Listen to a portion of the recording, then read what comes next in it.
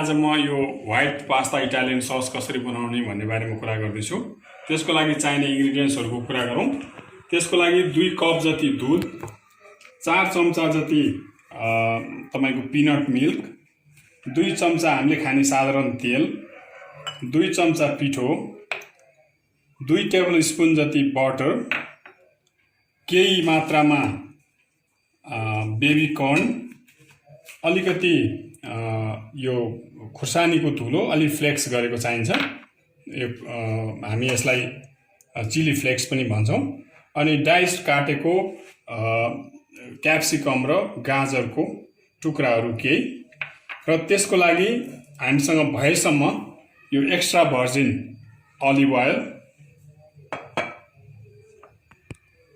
कालो मरिचको धुलो र यो मिक्स हर्ब। यदि मिक्स हर्ब छैन भने यहाँहरूले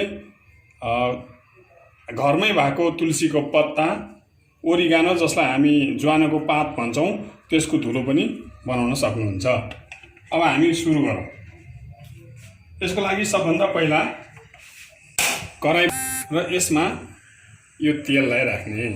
तेललाई धेरै तात्न दिनु हुँदैन, किनकि हाम्रो गाजर र यो क्याप्सिकमको डाइस चप्ड गरेको चीज चाहिँ धेरै पाक्नु हुँदैन। यसलाई सबभन्दा पहिला अलिकति मात्रै तेल तात्ने साथ हामी यसलाई यहाँ राख्न सक्छौं।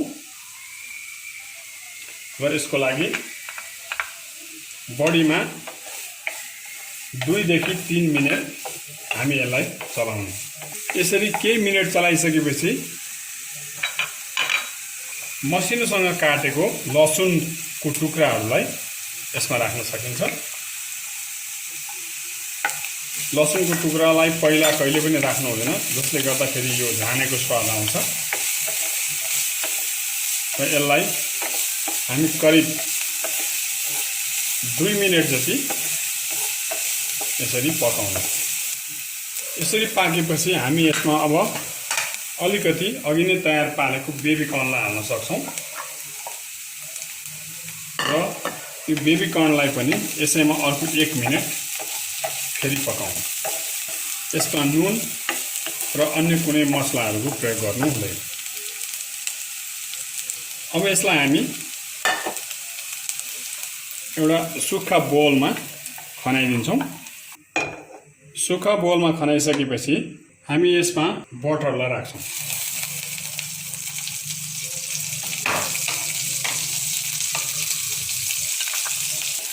बटर राखिसकेपछि हामीले हिटलाई कम गर्नुपर्ने हुन्छ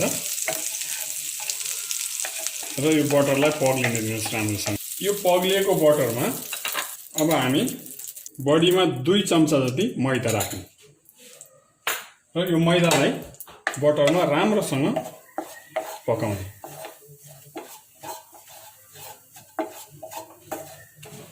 यो मैदा धेरै डढ्नु हुँदैन, तर पाक्नु चाहिँ पर्छ।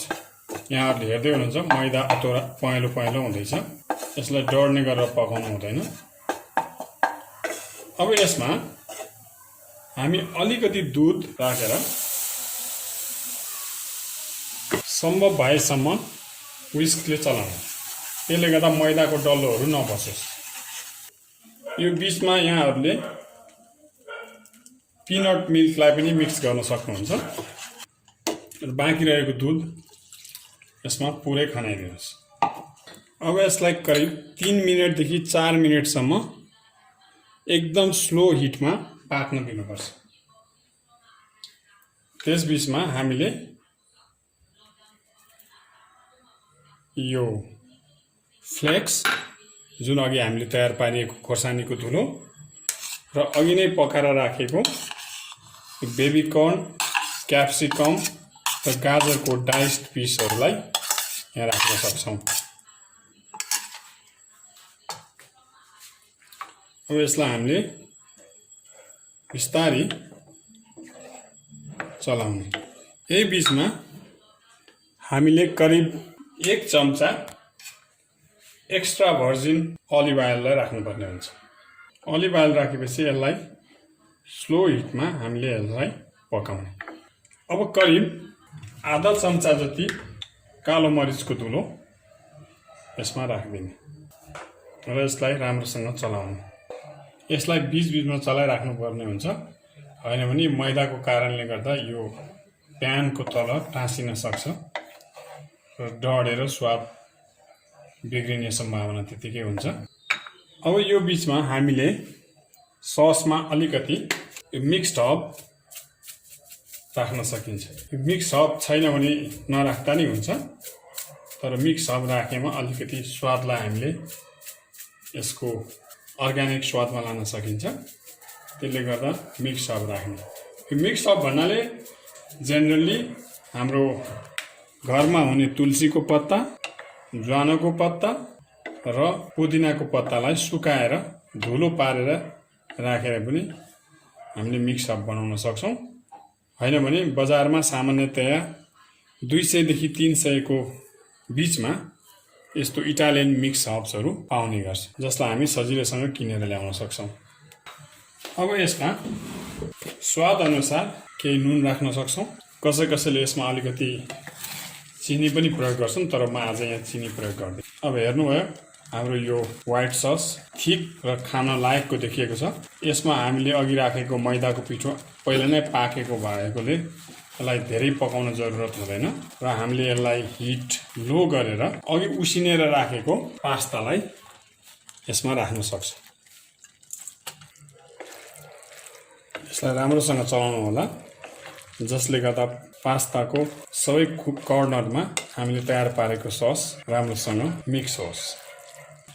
यहाँहरूले हेर्न सक्नुहुन्छ हाम्रो पास्ता जुसी बटरी मिल्की देखिरहेको छ। याद गर्नु होला, यो बेलामा हामीले ठुलो फ्लेममा पकाउनु हुँदैन।